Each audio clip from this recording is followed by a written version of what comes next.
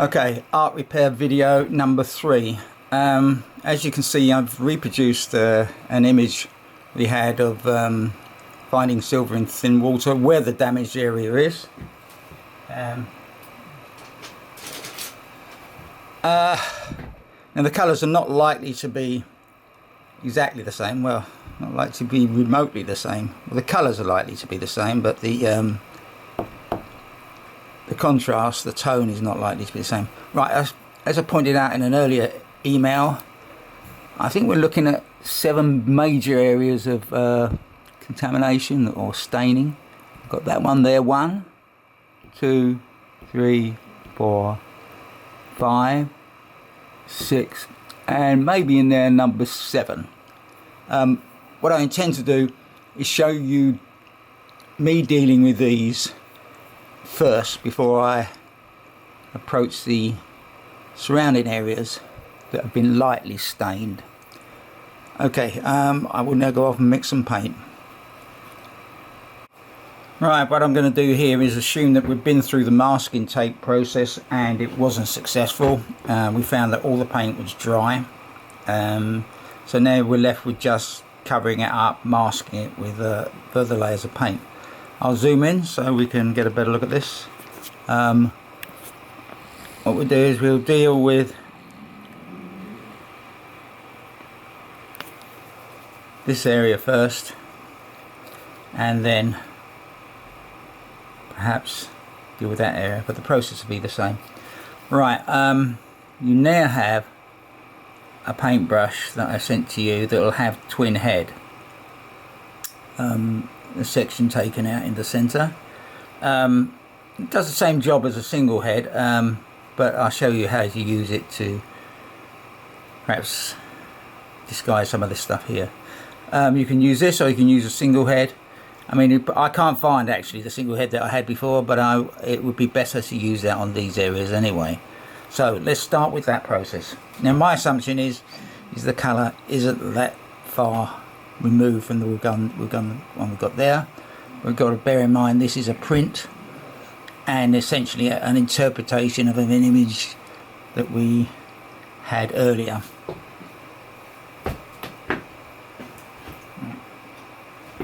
Here we go. Oh, I better turn some lights on, I think, make it a bit brighter. By an idea. Okay, so I've turned the studio lights on. Hopefully the lights at your location will be sufficient. Let's get on with this. There I have my palette with the colours I've pre-mixed. My hope is that the lighter colour will be correct. If not, it'll be somewhere, the lighter tone will be correct, but it hopefully will be somewhere in between the dark one and that lighter one. So let's get cracking.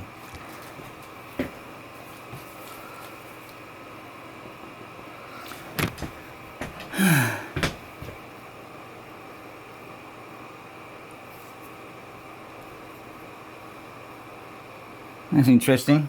A lot lighter than that.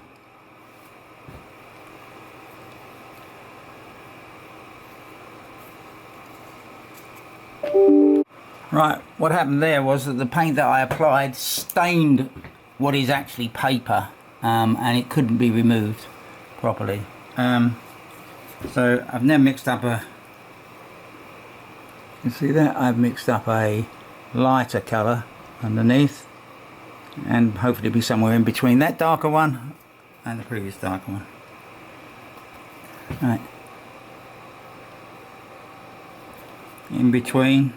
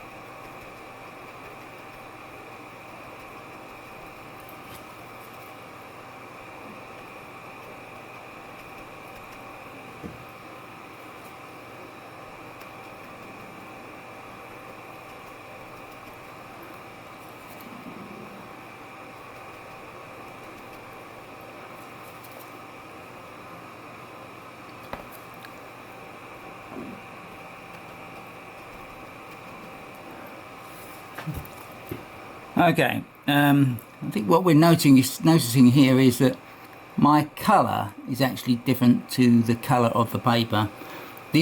But I am using the same colour as was used on the original painting.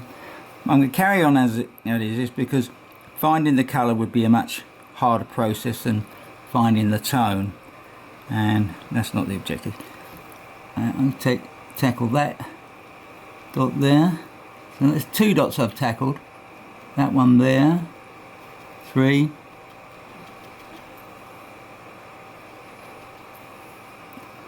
That one there. That one there. That one right there in the middle.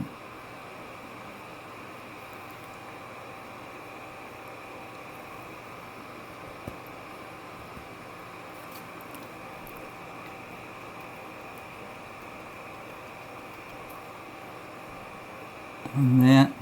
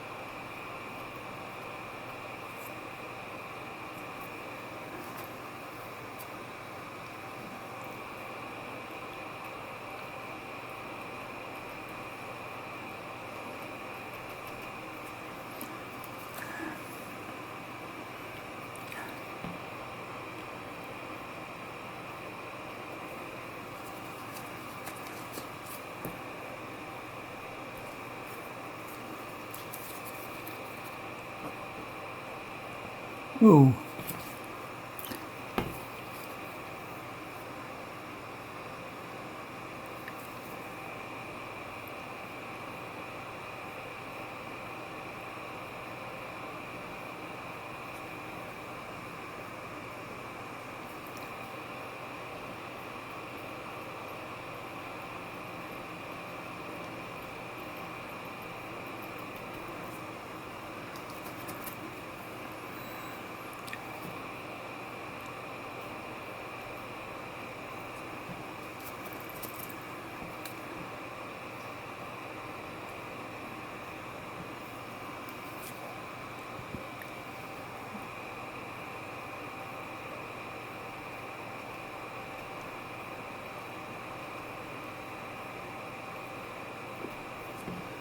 Okay.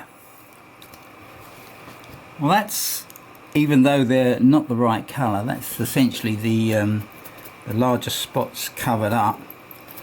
You'll be a little more, well, you should be a lot more successful now than this, because your colour will be true. Right, I'm going to attempt to essentially disguise the surrounds.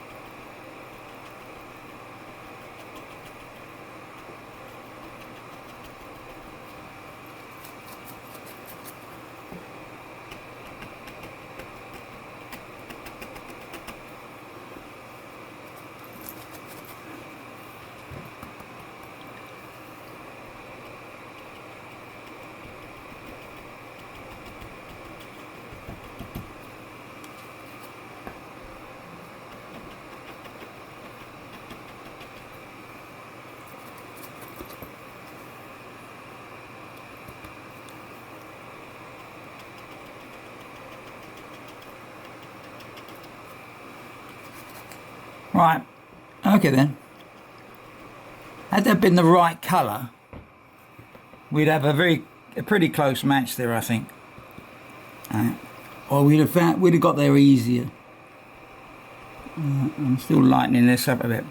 What you see there though is that in both cases I lifted some of the ink off the paper.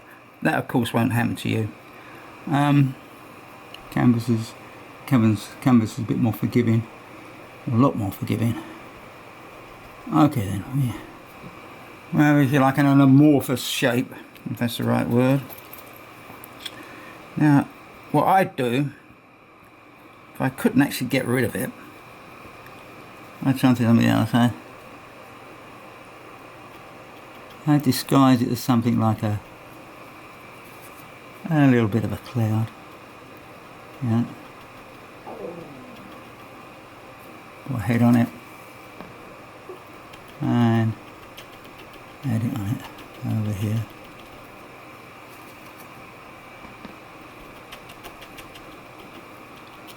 I do say this depends on your confidence at doing something like this. I wouldn't recommend it unless you're fairly confident. You see that, apart from the fact that it's come out this nasty little green colour in between, which was because I'm using turquoise. Well, this is not turquoise, this is, I say it's turquoise, it's phthalo blue or phthalo turquoise.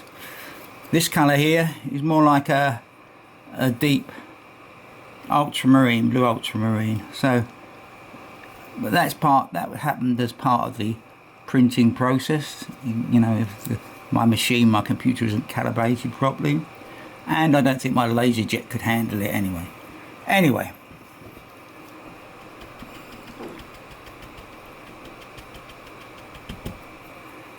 in a large canvas you'd barely notice it, and if you did notice it, you'd think it was supposed to be there.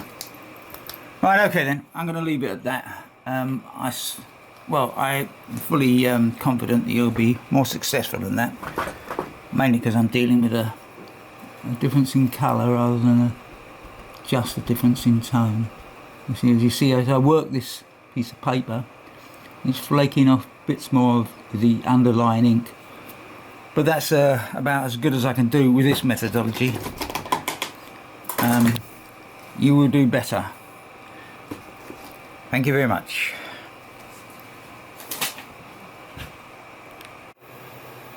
Okay, off camera, I went for a better colour match.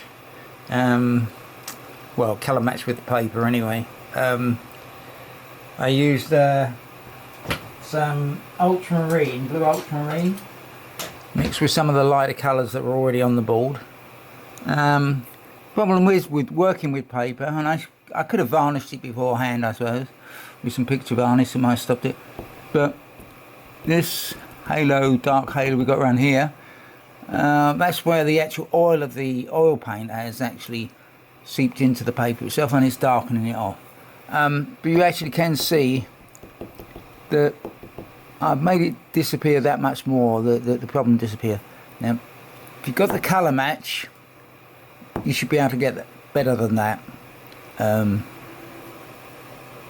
Even if you have to use 2 coats, who knows, you might get away with it.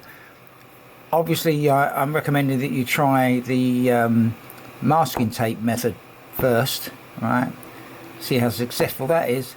If that doesn't remove it, then move on to this method. But you should find it a lot easier because you have the right colours. You're dealing with the right colours. All you've got to get right is the tone. That's about it. I'll be sending any other thing I've got to say as a text message, but I think this should complete the video sequence. We were much more successful with the earlier videos when we were working on fallow, if you remember, on the sky and fallow. We think we completely got rid of that, to the point where it was difficult to find where we'd been before to touch it over again. Anyway, this is about as good as you're ever going to get if you use oil paint on paper. But hopefully it's demonstrated the technique of doing the darkest spots first and then covering up the lighter brush marks. Thank you.